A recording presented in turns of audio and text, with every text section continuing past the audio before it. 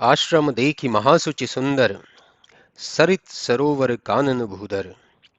Puncture जलचर जीव जहीते, बैर न करहीं प्रीति सब हीते। श्री राम जी ने देखा कि अगस्त्य मुनि का आश्रम बड़ा पवित्र और सुंदर है, जहाँ नदी, सरोवर और पर्वत भी हैं। जिन्हें देखा वहाँ वन के निवासी और जलचर जितने जीव हैं परस्पर बैर नहीं करते और सभी से प्रेम करते हैं। सुतीक्ष्ण मुनि ने तुरंत अगस्त्य मुनि के पास जा दंडवत कर ऐसा कहा, हे नाथ, कौशलराज दशरथ कुमार, राम लक्ष्मण जो इस जगत के आधार हैं, वे आपसे मिलने आए हुए हैं। राम अनुज समेत वैदेही, निज दिन देव जपत हऊँ जेही। सुनत अगस्त्य तुरत उठि धाये, हरिहि बिलो की नयन जल छाए। मुनिपद कमल परे दो भाई, ऋषि अति प्रीति लिए उर लाई। सादर कुशल पूछ मुनि ज्ञानी, आसन पर बैठारे यानी। हे नाथ, आप रात दिन जिनका जप करते हो, वे राम लक्ष्मण सीता जी के साथ पधारे हैं। यह सुनते ही अगस्त्य जी तुरंत उठकर दौड़े। प्रभु के दर्शन करते ही नेत्रों में जल भर आया। जब दोनों भाई मुनि के चरण कमलों में जा पड़े, तो अगस्त्य जी उन्हें प्रेम सहित हृदय से लगा लिए। फिर ज्ञानी मुनि ने आदर सहित कुशल पूछकर आसन पर लाकर बैठाया। पुनि करी बहु प्रकार प्रभु पूजा, मोई संभाग्यवंत नहीं दूजा। जहां लगी रहे अपर मुनि वृंदा, हर से सब विलो की सुख गंदा। फिर अनेक प्रकार से प्रभु की पूजा करके कहा कि हे मेरे समान भाग्यवान दूसरा कोई नहीं है। जहां जितने मुनिवरन थे, वे सब आनंद कंद दोनों भाइयों को देखकर आनंदित हो गए। तब रघुवीर कहा, मुनि पाही, तुम सन प्रभु दुराव कछु नाही। तुम जानहु जे कारण आयऊं, ताते तात न कही समुझायऊं। तब प्रभु ने अगस्त्य जी से कहा, हे प्रभु, आपसे कुछ छिपा नहीं है। हे प्रभु, जिस कारण मैं यहाँ आया हूं, सो आप जानते हो, अतएव यह समझाकर नहीं कहा है। अब सो मंत्र देहु प्रभु मोही, जही प्रकार मारो सुरद्रोही। निश्चर अब न बचही मुनिराई, जिमि पंकज बन हिम ऋतु पाई। हे प्रभु, अब आप मुझे वह मंत्र दें कि जिस प्रकार मैं देवताओं के द्रोही राक्षसों को मारूं।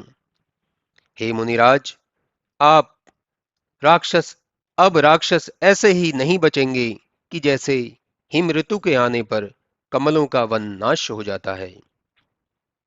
मुनि मुस्काने सुनि प्रभु बानी, पूछत नाथ मोहि का जानी। तुमरे भजन प्रभाव अघारी, जानो महिमा कछुक तुम्हारी। प्रभु की ऐसी वाणी सुनकर मुनि मुस्कुराए और बोले, हे नाथ, आपने मुझको क्या समझकर पूछा है? आपके भजन प्रभाव से ही मैं कुछ थोड़ी बहुत आपकी महिमा जानता हूं।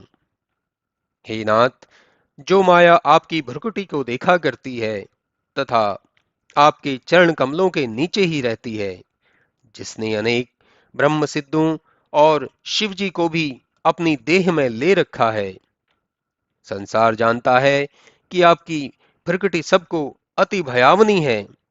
और जो कहता हूं, हे भगवान, सुनिए। हे नाथ, आपकी माया एक बड़ा विशाल गूलर का वृक्ष है, और जो अनेक ब्रह्मांड समूह है, वही मानो उसका फल है।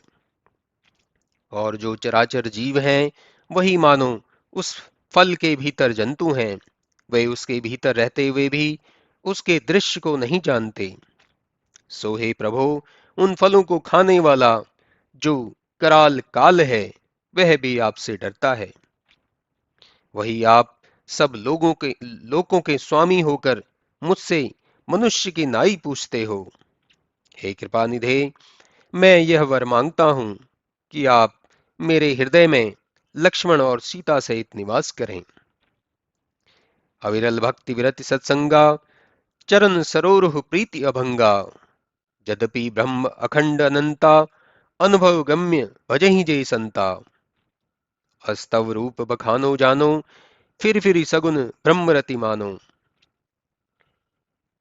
मुझे अविरल भक्ति वैराग्य सत्संग सहित आपके चरण कमलों में अटल प्रीति बनी रहे। यद्यपि ब्रह्म अखंड और अनंत है, तथापि आप ज्ञान और अनुभव द्वारा ही जाने जाते हैं।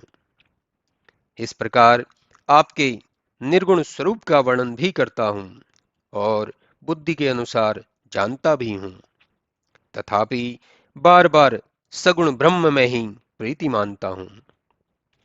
जिस जीव पर आपकी कृपा हो वह सदा प्रसन्न रहता है।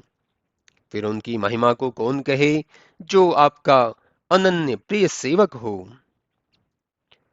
हे रामचंद्र जी, आप सर्वदा ही दासों को बढ़ाई दिया करते हैं। इसी कारण आपने मुझसे पूछा है। सो हे प्रभु, एक परम मनोहर पवित्र स्थान है जिसका नाम पंचवटी है। गोदावरी नदी तहां बहई, चारिहु जग प्रसिद्ध सो आहई। दंडक वन पुनीत प्रभु करहूं, उग्र शाप मुनिवर कर हरहूं। जहां गोदावरी नदी बहती है, जो चारों युगों से प्रसिद्ध है, हे प्रभु, आप उसी दंडक वन को पवित्र कीजिए और मुनि श्रेष्ठ के उग्र शाप को नष्ट कीजिए। हे रघुकुल के राजा, आप वहां निवास करके सब मुनियों पर दया कीजिए। तब श्री रामचंद्र जी उनकी आज्ञा पाकर चले और तुरंत ही पंचवटी के निकट जा पहुंचे। सुंदर लताएं और वृक्ष ईश्वर के मन को बहुत अच्छे लगे और वे भी श्री राम को देखकर सुहावने लगने लगे। लक्ष्मण, राम और सीता के चरणों को देख उस वन का शाप दूर हो गया और वन सुखदाई हो गया। वहां पर गीधराज जटायु से भेंट हुई और तरह तरह की प्रीति बढ़ाकर प्रभु श्री रामचंद्र जी गोदावरी नदी के समीप पत्तों की कुटी बनाकर रहने लगे। जब से श्री राम जी ने वास किया, तब से वहां के सब मुनि सुखी हो गए और उनका भय जाता रहा। पर्वत, वन, नदी, तालाब सब पर शोभा छा गई और वे दिन दिन अत्यंत शोभा देने लगे।